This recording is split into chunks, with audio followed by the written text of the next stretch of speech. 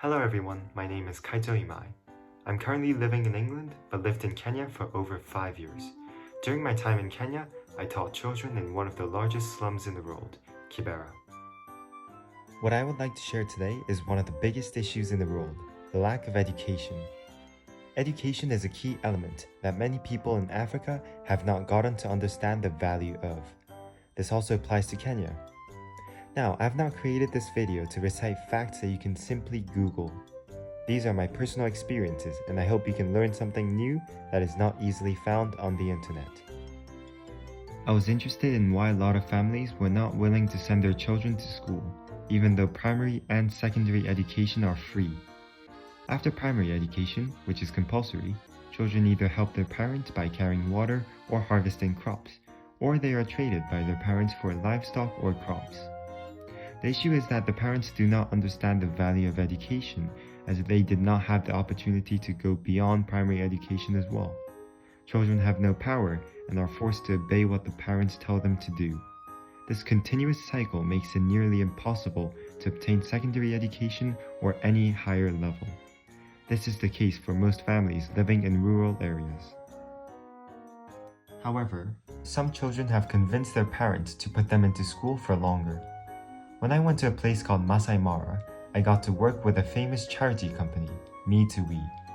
This organization has created a boarding school in the area to encourage children to learn. I had the opportunity to talk with the students who attended the school. They told me that they had to convince their parents that going to school was worth the money and time. I was impressed by how engaged they were in their academics, studying from 6:30 a.m. to 6 p.m. Even after the lights went off for sleep, students continued to study in their room, which they shared with others.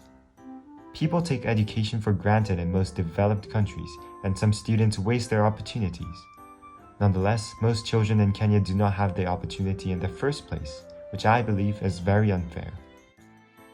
In urban areas, one would assume that the situation is much better, and it is, only slightly. There are more schools and therefore more opportunities to learn. Nonetheless, families still struggle to earn a steady income, and some children start working after they finish primary education at around 14 years old. Teachers are not trained well enough, especially in public schools that offer free education. Moreover, strikes occur frequently, and students are not able to learn for long periods of time. During this time, it would be ideal for their parents to teach their children, yet this is difficult as they did not have the chance to gain enough knowledge either. Learning resources are limited, and younger children are forced to use the same textbooks that the older children used at their age. Overall, even though the government has made education free, it has not had the impact that the country hoped to have. Now, there is one statistic that is very interesting. According to the African Population and Health Research Center, the unemployment rate in Kenya is over 50%. This may be a surprising value to many of you, but the truth is that not many jobs are offered, and the ones that are require more knowledge and experience.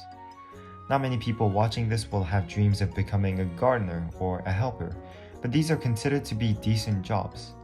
Our family hired a gardener called Anton, who worked 3 days a week for a month and got around $60.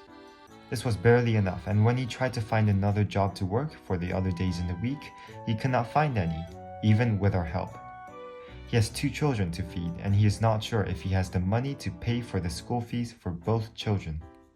This is the difficulty of finding a job, and the statistic reflects the lack of education and training in Kenya. Many families that struggle to earn an income and get a job have moved to a large slum called Kibera. There are around 250,000 people currently living in Kibera, but the environment there is far from satisfactory.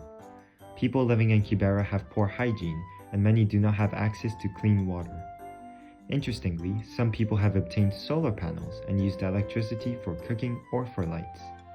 The surprising fact is that Kibera is located only around 10 to 20 minutes from the city center, and the drastic difference between the two areas can be seen easily. This is a visual representation of the inequality between those who have the opportunity to learn to those who have not had any. What I did to help children out is to teach them various subjects, specifically mathematics, to clarify confusing topics and review for exams. To do this, I worked with an organization called From Kibera with Love, a center in the Kibera slum for children to gather after school to socialize and learn. There are around 70 students who use this center to learn from the teachers that come in after school to complete their homework or to socialize with others. Children have access to clean water from a large tank, and there are 3 classrooms for lessons to be held. Marta is the organizer of From Kibera with Love. My name is Marta, I'm from Portugal and I've been in Kenya for the last 7 years, since 2012. I came to volunteer at the first time and then I understood that I can do much more than that and I could actually change the life of so many kids here. So I started helping the 16 kids and right now I help 70 kids. We provide everything for them. So I started an organization called From Kibera with Love and we support the kids with education, with food, with health and with a lot of activities. So we try to give them a better life and we try to provide everything they need, all the skills, all the tools, all the opportunities they need so they can get a better life in the future and they can have a different future from what they would have if they were not here with us.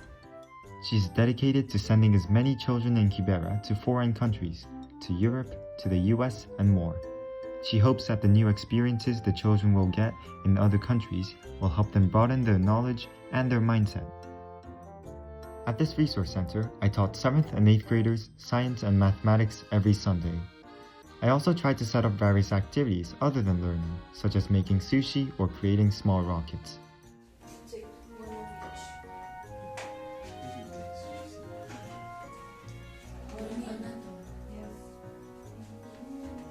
One more.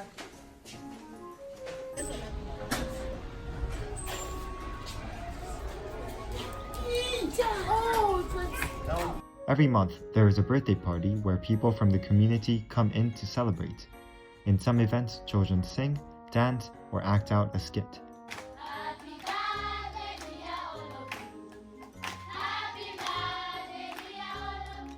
What impressed me the most was the acrobatics group. While they did not have the best equipment available, they made the best use from what they had. Here is a short discussion that I had with the students I taught.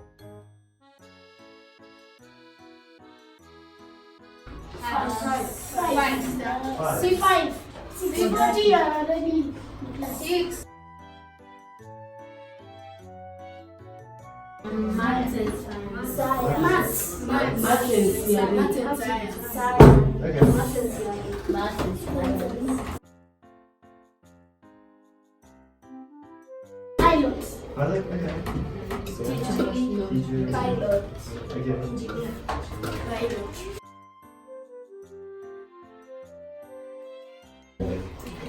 Yeah. Education. Play games.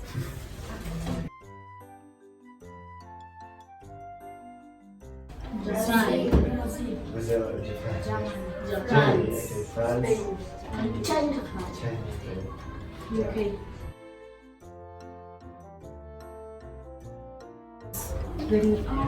To see the way they live. Culture. To see their lifestyle. To see their traditional food. To support these children, I started a charity campaign to collect stationeries and other items to donate to the children at the center. After uploading a blog on this, 2 high schools in Japan were kind enough to help me out.